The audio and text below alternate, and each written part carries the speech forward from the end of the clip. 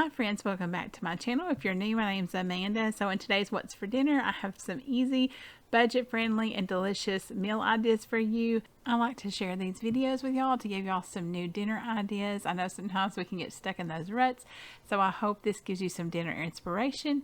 If you're excited to get into these meals, go ahead and hit that thumbs up button, and let's get to it. So first up, we have our Father's Day dinner that I made for my husband. Now, this is a little bit behind because I wasn't feeling well for a little bit, so I got behind on some of my videos. So this has been a couple weeks ago, but I still wanted to share these with you. He actually hit one of his favorite meals from Cracker Barrel. Really, it's pretty much the only thing he gets at Cracker Barrel is hamburger, steak, biscuits, pinto beans, and corn. He loves that combination, so I kind of wanted to recreate that for him for Father's Day. So I'm just using this Southern biscuit mix, and all you add to it is buttermilk. And I don't even measure. I just kind of do it until it looks right. But you can obviously, measure, and then that way you know exactly how much to put in there.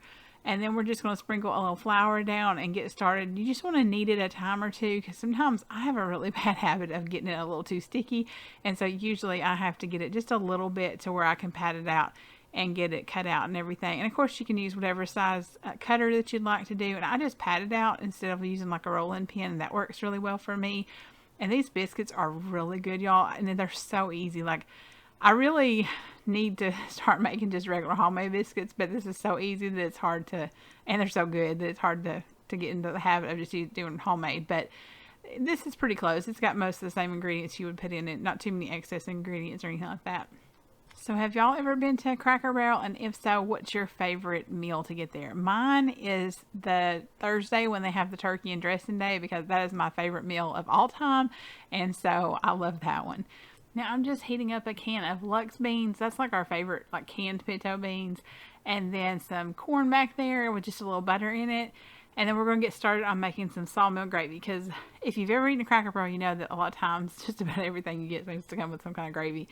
But I've got some bacon grease in there, and then I'm adding in some flour, and I'll have this recipe linked below as well. And then some milk is going in, and we're just going to add some seasonings, pepper, salt, sage, garlic powder, onion powder, all that good stuff. And you're basically just going to cook it until it thickens and gets to the consistency you'd like to have, and then it'll be ready to serve. I also went ahead and just made some instant mashed potatoes in case anybody else wanted mashed potatoes, because we had the gravy and I thought mashed potatoes would go well with gravy, and this was just kind of a quick, addition to it. Here are those biscuits. See, y'all, they look so good. They're like really our favorite biscuits. And then we just had some hamburgers left over, and that was his hamburger steak part of it. And he loved this meal. He was really excited to get to kind of recreate Cracker Barrel at home. And it's always nice to do that because you control what goes in everything then, and you can do it exactly to your liking, and so it's really, really good. So we really enjoyed this meal. So next up, we're going to be making pizza. Now this was my first time trying the Essential Baking Company thin crust that I got from Thrive Market. They were so good. Now they are thin, obviously, so if you don't like thin crust, you might not like them, but the way we baked them, they didn't get crispy except around the edges. But now if you like crispy, there were instructions on how to make it more crispy. And we really liked this ragu pizza sauce as well. We really felt like it had a lot of flavor to it and enjoyed that. And I just loved the pizza crust. It kind of had a little bit of a chew to it, and I really like pizza like that. We really enjoy these, and there's like very minimal ingredients. I think maybe 5 ingredients. It's very basic, not got all those things you can't pronounce in it and everything, so we really liked it. So we just spread some pizza sauce on here. We went ahead and used some ground beef. I've mentioned to y'all before, if you've been around here for a while, that I actually cook ground beef in bulk, and then I put it in the freezer. So I usually always have packages on hand that I can pull out, and then I just microwave it for a little bit to get it thawed to where we can use it. And it's great. It's so handy. I'll try to remember to link that video below too, so that if y'all want to check that video out, you can see how I do that. And of course you can top these any way you like. I'm doing part of it is just, one of them was just hamburger meat and cheese, and then on this one I've got some mushrooms and red onion that's in addition to the hamburger meat. And then we did just some cheese because my youngest actually likes just plain cheese, and I just followed the directions on the back of the package to bake them. And these turned out so good. I've already placed another Thrive order for more pizza crust. So If you're interested in Thrive, I'll have a link down below. Now, this is not sponsored or anything, but I really enjoyed ordering from them. So I'll have a link down below where I think you get like a discount or something like that, so much percentage off. So watch out for that link if you would like to join Thrive. But we've really been enjoying it. I can't wait to get my other pizza crust in so we can make another pizza. We've already got some ideas for some yummy combinations we want to make, so I'll look forward to trying those out. But we really enjoyed this, and salad would be a great side for that too if you wanted to have a salad. So next up we have crispy chicken. So first up, I'm going to get started on my potatoes that I'm going to make. I kind of followed a recipe here, but the recipe did say to use a skillet, and I do advise you do that because you're kind of steaming them in this butter and water mixture, and it would do much better if it was more wide versus tall, because I had some uneven cooking that happened with the top ones not getting done as quick as the bottom. So just make sure you use a skillet, since I didn't. So I'm just getting our breading station kind of set up here. Now this recipe is from Adrianne from What My Kids Won't Eat. I've seen her make this so many times and it looks so good, so I just had to make it. So in one dish we have some milk and an egg, and then the other some panko and just some seasonings. You can use whatever you like. She recommends salt, pepper, and ranch seasoning. I put in like some paprika and I think a little bit of salt and some things like that. So you really can tailor this to exactly how you'd like to have it taste. And I bet ranch would actually be really good. I just didn't have any on hand. And I'll make sure to link her channel below too, so you can go check her out. She has lots of good recipes too. So we're just going to first dip each piece of chicken into the liquid mixture, and then we're going to dip it into the panko mixture, and just make sure you get all of it, good and covered. And then basically set it to the side. We're going to get all these done so that we can kind of fry them all at once versus, doing them one at a time. It just helps that way that they kind of cook a little more evenly and get that all done. I have to say that I really love how much the panko gives that additional crunch. I also would really like to try these in the air fryer and see how they turn out. I've really not played with the air fryer much with using trying to make kind of like a fried chicken in the air fryer. But I've seen people be very successful with it, so I really need to try that and see kind of if that works well for us too. So now that we've got these done, we're just going to add some oil to our skillet over a medium heat, and then we're just going to start browning them up. I put, you don't want to overcrowd it, so I think I put about 3 each time, whatever would kind of fit without getting it too full. And then basically you're going to cook it on both sides. I usually start with about 5 minutes and then kind of see if it's ready to flip over. And then if it is, go ahead and do another 5 on the other side. And then I always recommend you check the temperature, because that's the best way to tell if it's done or not. I feel like a kitchen thermometer is almost a must-have kind of kitchen tool. It's so helpful to make sure you don't overcook your meats or undercook them either. So these are nice and crispy. We're just going to finish cooking them, and here it is all plated up. There's our potatoes. I had some leftover carrots I thought I'd make use of and get those out of the refrigerator, and we heated those up, and this chicken was so delicious. I really recommend y'all try this recipe. So good. So next up, we did a steak dinner with loaded baked potato casserole. We also made some squash to go with this.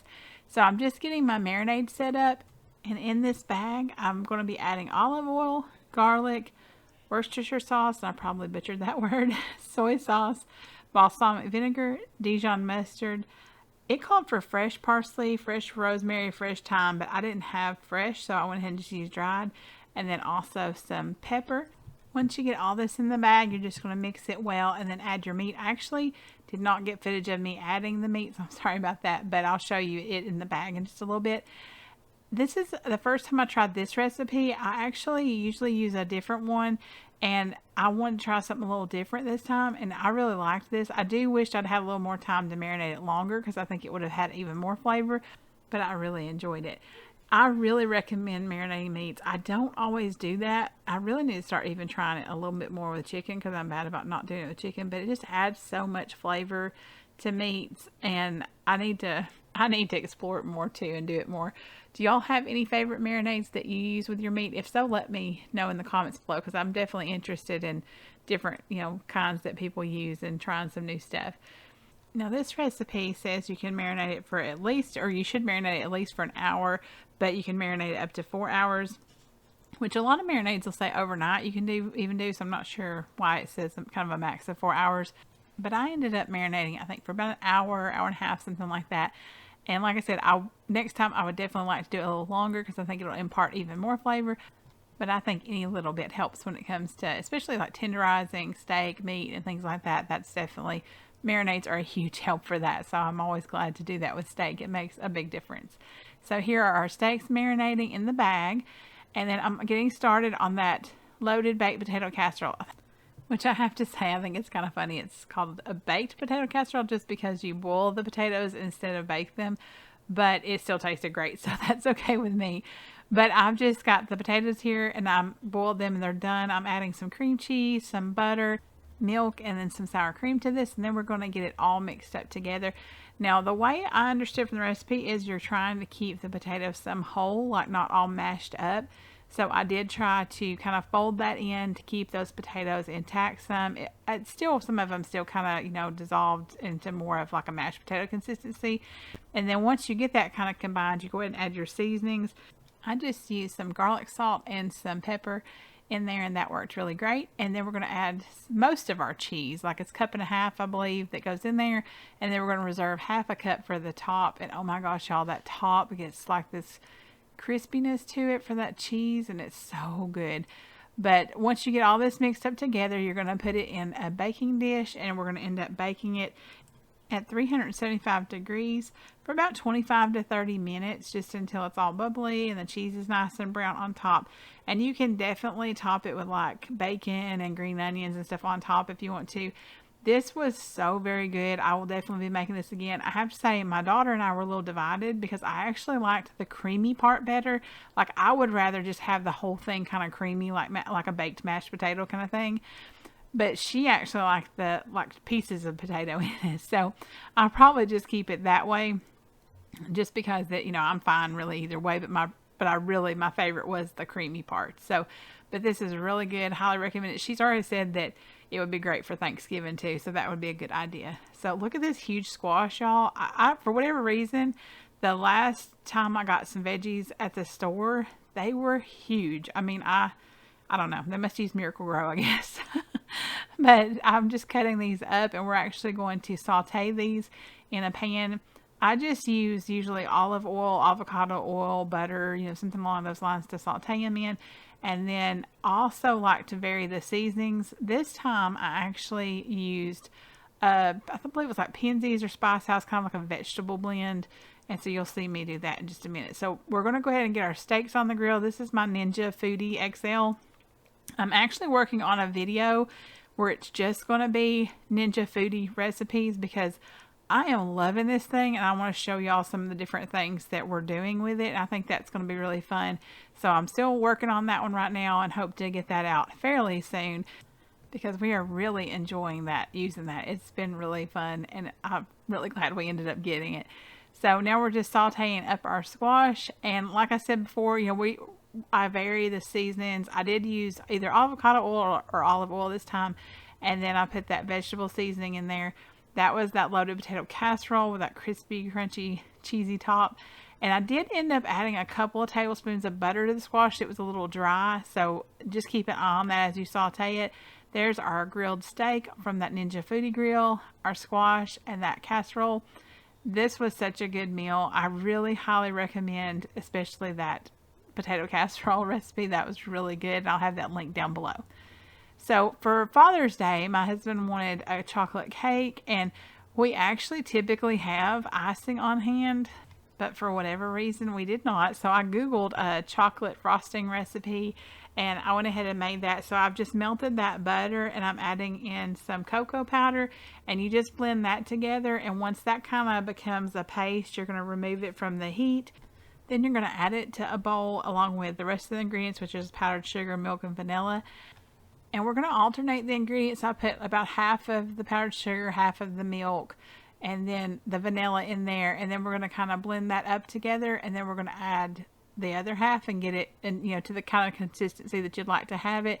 If you notice it, being a little too thick for you, then definitely add you a touch more milk or, that type of thing. So this was a super easy and really tasty frosting recipe.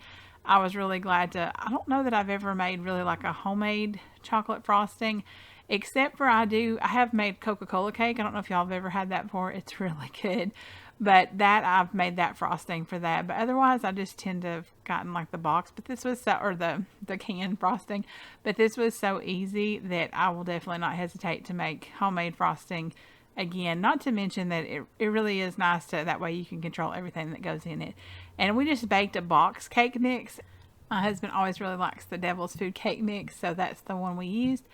So we're just going to get that icing spread on here. And y'all, this was really good. We really enjoyed this. I highly recommend that frosting recipe.